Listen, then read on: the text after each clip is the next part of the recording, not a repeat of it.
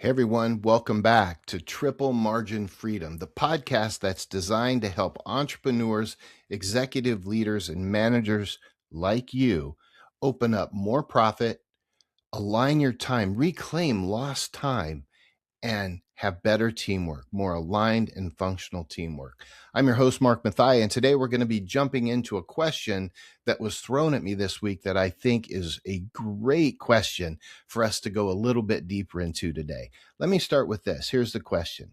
My team was led through a complete CliftonStrengths workshop with individual coaching for each individual team. And now we seem to be more concerned about ourselves more so than the team.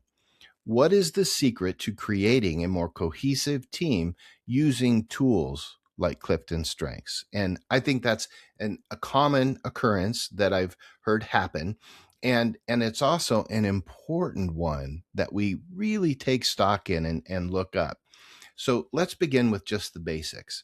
When I say CliftonStrengths, I'm talking about Gallup's Clifton Strength Report, not just the report, the whole methodology behind it.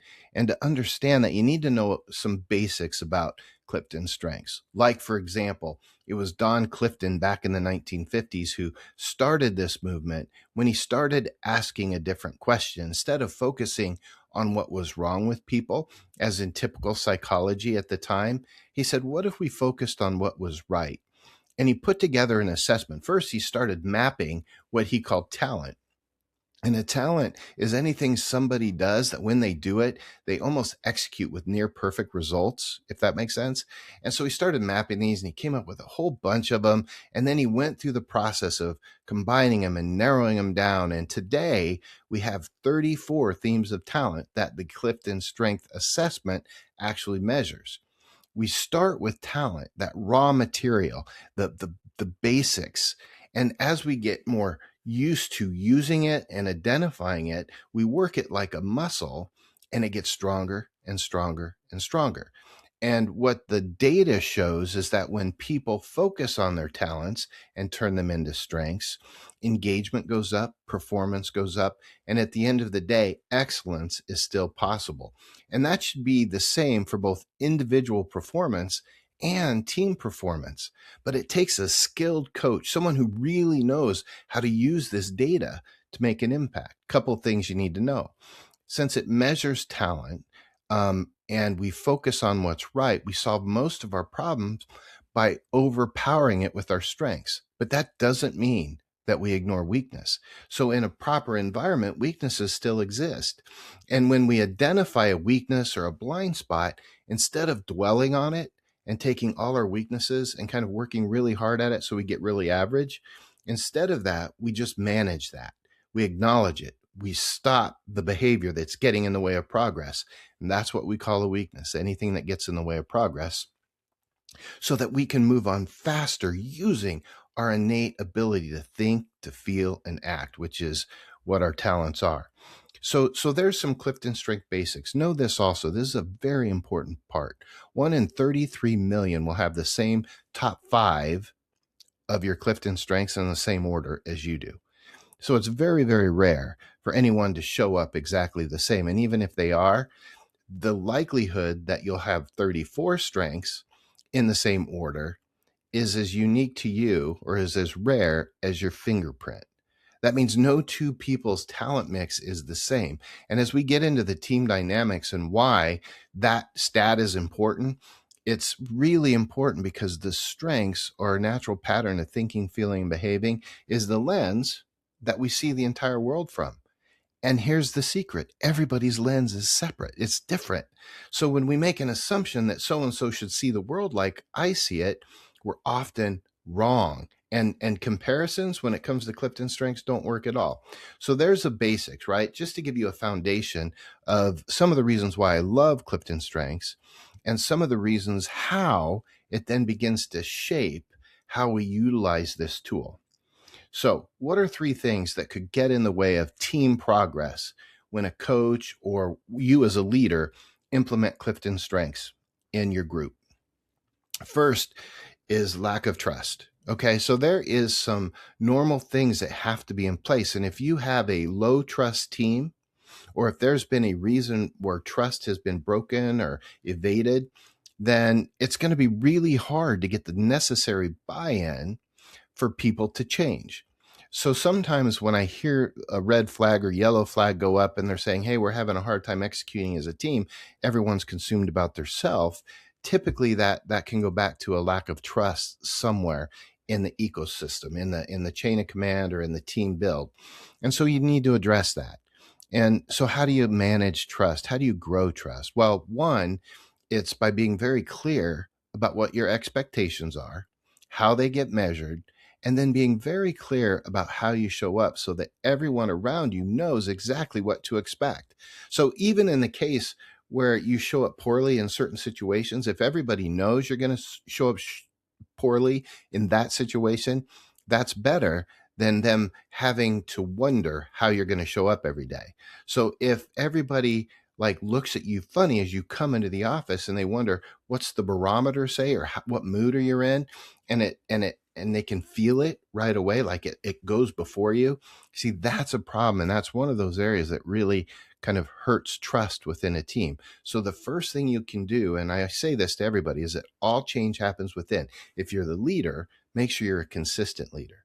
Make sure that people are used to and know what to expect when you show up. If you do that, you're going to be way ahead of the curve in terms of building trust on your team and a culture that really begins to thrive. Any tool will fail if trust is lacking. I don't care what it is. So the first thing you do is look at trust. And oftentimes the manifestation of low trust is poor or inefficient or inconsistent strength-based communications going out to each other. So if you're only doing this once a year during a performance appraisal, or if you're not doing it at all, that's probably a problem. You need to start to look at ways to rebuild trust. Okay, now the second one, the coach failed to make an important hyper jump from me to we, and I put this on the back of me and coaches, and yet there is some of that we don't have control necessarily over trust, except it would be our job to say, hey, we need to find ways to get to trust. But if the coach failed to make that hyper jump, it's really easy to have individual strength-based conversations. It is. But when you get people in a group and you start to extrapolate that and understand that if strengths are the lens that each one of us see out of, and everybody's completely different, then it's incumbent upon the coach to teach all of the strengths, not just 5 themes or not just the themes on their team, but themes for the entire 34. Because if they can become familiar with all of those, then they can begin to predict the kind of behaviors that could come out of those strengths. And that's really helpful because it helps manage expectations. And it also helps us frame our words in language that can be heard by the other people. So that's what happens when a coach fails to make that hyper jump from me to we, things break down. Now, here's really important. Failure to communicate will always do that and integrate a strong enough why. So there's 2 points to that. Communication needs to happen. It needs to be strength-based, positive, proactive, with some knowledge behind it. You have to do your homework. It has to be frequent, meaning the more conversations you have about that, the more buy-in you're going to have. If you roll out strengths, have a seminar, have a coach, go through a coaching, and then don't talk about it on your own time, if there's a gap between what the coach wants you to do and what you're doing, well, that's on you, leader. Okay. Strength-based communications go a long way, but you need to have them often and episodically, and it needs to become part of your normal operational focus. The other part to that was communicating the why. Now, why do you want to change the culture, right? If the pain isn't great enough, there's no need to change. And if you're in that process of an organization that's going from, say, entrepreneurial bootstrapping to predictable success model, then it's time to change whether you like it or not. And so you have to really have why. What happens if we don't manifest this? What if we don't ever clear up the communication channels, start looking at what's right in each other, and start leveraging each other's strengths to overcome weaknesses within the organization? What happens if we don't do that? Well, time and time again, we know that what happens is stalls and failures. But if we can overcome that, the upside is great. the upside is way higher. And so we need to really make sure that we're communicating it and we're integrating a strong enough why in the programming. The second thing is people go to what they know and they hardly ever press into the uncomfortable. So a lot of this stuff, I remember having a coaching conversation with one individual who was really reserved and said, I don't want to talk about feelings. I don't want to talk about, if you come in with a list of what you're not, then you're not open to what you are. And if that doesn't make sense, I'm probably not talking to you. But for those of you who that did make sense to, I'm talking to you. You have to be willing to be vulnerable. You have to be willing to open up and to learn, because if you can learn the language of strengths, there is not any part of your vocation, whether you're in sales, operations, marketing, whatever it is, that can't be improved because you know how to better communicate with people in words that they can understand. And then the final part to this would be active disengagement and evil intent. So sometimes teams get along and sometimes you can integrate strengths into a culture. You can begin to talk about it. You might even have a leader who makes all the changes. But if you have a fraction or a person or a subset of people who decide that they already know and don't believe in the person or their strengths or any of it, and they start to work against the system, I call that in business evil intent. Not saying that they're evil. I'm just saying that it causes a real rift in the culture. Well, that's a whole nother discussion. And that could be holding your team back from really understanding and utilizing their strengths. Lack of safety, lack of trust, lack of confidence, and people who are disengaged or have evil intent, they're trying to bring down the leader or they're trying to bring down the team, that can really hurt the operation. So what do we do from there? Well, this is how we take the next step forward. So those are some of the reasons why that could happen. But here's some things that we could do to improve it and take that hyper jump from me to we. First, bring to life what's at stake and get very clear on what happens if we don't work together as a team. Growing is always hard. And so a lot of people say, look, we're in a growth mode. If I had $1 for every time a potential client said, can't really get to work on coaching right now because we just landed a big client, well, that's the exact time you need to engage in coaching. Growing is hard. I get that. It's busy. It's hard. It's heads down. It's all that. But having the right culture is going to make sure that that client for the long term is a success. And so don't delay because it's hard. Growing is hard. But let me tell you this, shrinking is harder. And the eventual outcome of poor culture, low trust, all of the things we talked about is failure, is shrinkage. And that is really hard. So growing is hard, but shrinking is even harder. Okay, 2, lack of time spent in curious exploration of what makes others tick. So if you have someone who has a personality that's all about them, or it's kind of hard for them to see the world outside their bubble or what's at stake for them, it could be minor, little narcissistic behaviors. It gets really hard. You have to be curious about the other person.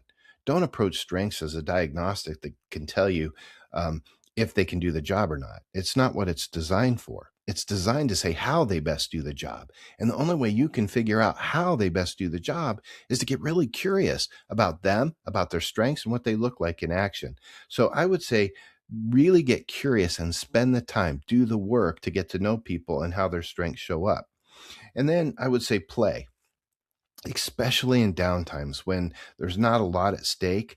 Play with strengths games, guess their strengths, strength spotting. All of these little interventions can go a long way in seeding it deep into the culture.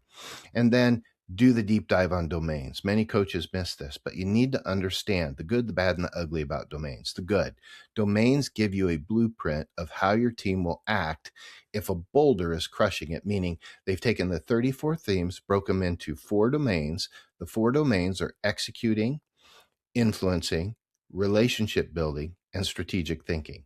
Now, all of those have thin walls between them, meaning they're not as scientific as the strengths themselves, which are highly proven and highly correlated and have gotten stronger over time. The domains just give you a good snapshot of potential in the team, how they act. So if you have a team that's high in executing, like many of the teams I've coached have, when that boulder hits, they're all going to go start doing stuff. If you have them highly relational, they're going to run to each other and make sure everybody's okay. If they're highly influencing, they're going to get bossy and start leading all over the place. And if they're high in strategy, they're going to map the plan before they ever make a move. And as a leader, you're probably going to go crazy wondering why they're not doing anything yet, but just give them the time to map the plan.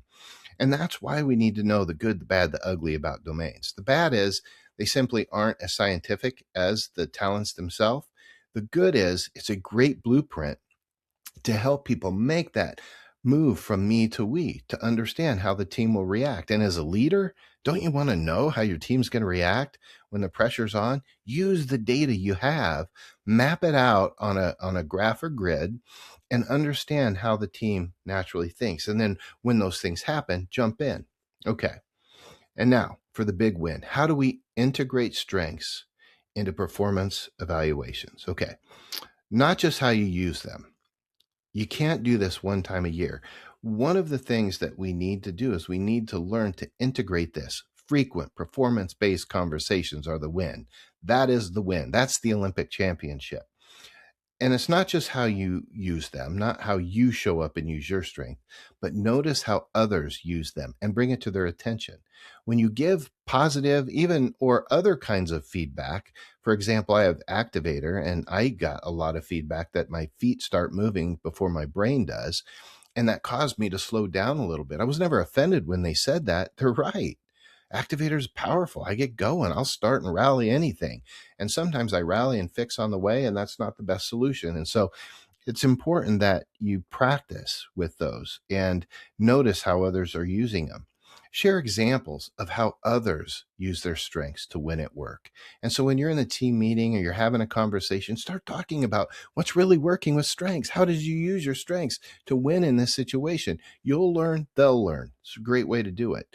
Begin to have strength-based conversations just for fun. You know you've reached the pinnacle when you go to lunch and you just chuckle about strengths and you start to notice strengths and you start to talk about strengths as a pastime or a hobby.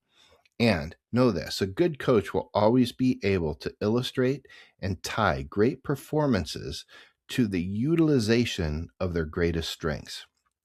And this is important because this is how the data backs it up.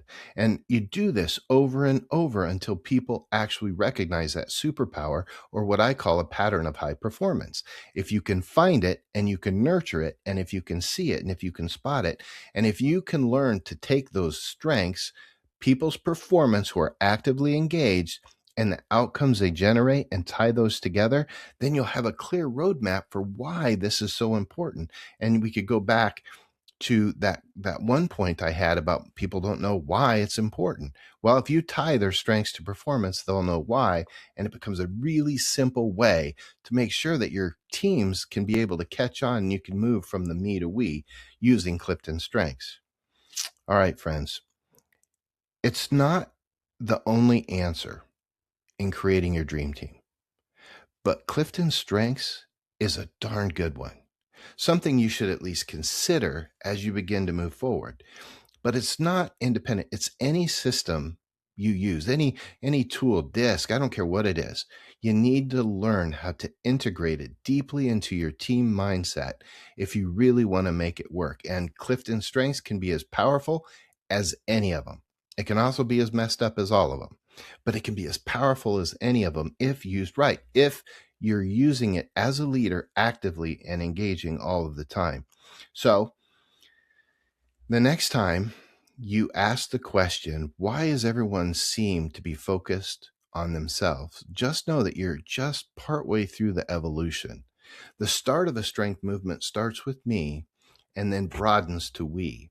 Your job as a leader, facilitator, or coach is simply to get people to the we, to where they begin to get curious about other people, how they're showing up, and how to make the most of those relationships. By the way, when you do that, success follows. This is the gold mine. Engagement goes up. Engagement is tied to performance, and performance drives revenue and profit. And that is what I want for you. So I hope you found this information helpful.